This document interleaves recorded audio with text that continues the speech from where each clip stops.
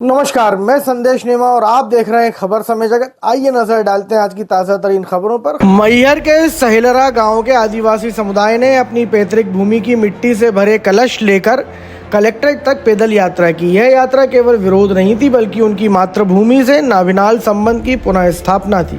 आदिवासियों ने कलेक्ट्रेट के सामने कलशों की माटी बिछाकर उसे नमन किया और एक मौन संदेश दिया। यह प्रदर्शन किसी नारेबाजी या लाठी के बल पर नहीं, बल्कि आत्म संवेदना, स्मृति और संवैधानिक चेतना के सहारे था।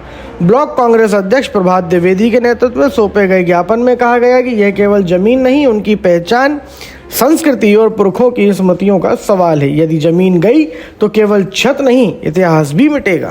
जमीन नहीं तो जिंदगी नहीं, जमीन नहीं तो जिंदगी नहीं, जमीन नहीं तो जिंदगी नहीं, जमीन नहीं तो जिंदगी नहीं। हमारी माटी हमारा है, हमारी माटी हमारा है, हमारी माटी हमारा है, जमीन नहीं तो जिंदगी नहीं।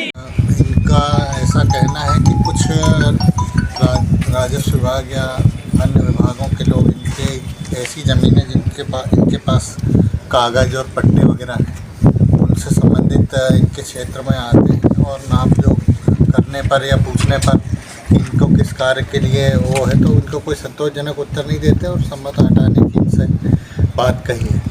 हालांकि इनके पास इनके दस्तावेज वगैरह जो इन्होंने दिखाए हैं उस हिसाब से इनकी ज़मीनें, इनके पास की ज़मीनें हैं, पूर्व के इनके पास पट्टे हैं और यदि पट्टे वगैरह हैं तो उन्हें ऐसे तो सामान्य रूप से हटाया नहीं जा सकता। कभी हटाया भी जाता है, कुछ प्रोजेक्ट होता है तो जो वैधानिक प्रक्रिया है उसके अनुरूप काम किया जाएगा, ऐसा इनको आश्वासन मैंने दिया है।